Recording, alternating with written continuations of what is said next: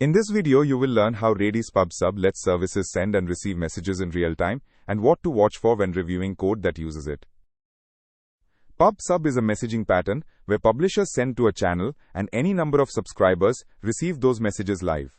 Neither side knows who is on the other end, which keeps your services loosely coupled. When a subscriber connects, Redis tracks that interest.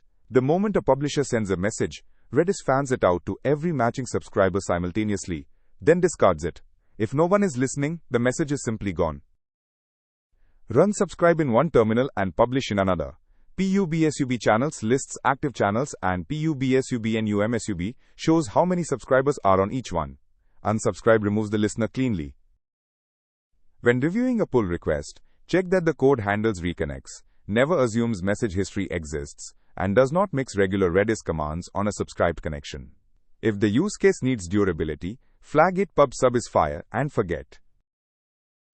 Redis pub sub is a fast, lightweight broadcast bus, perfect for live events.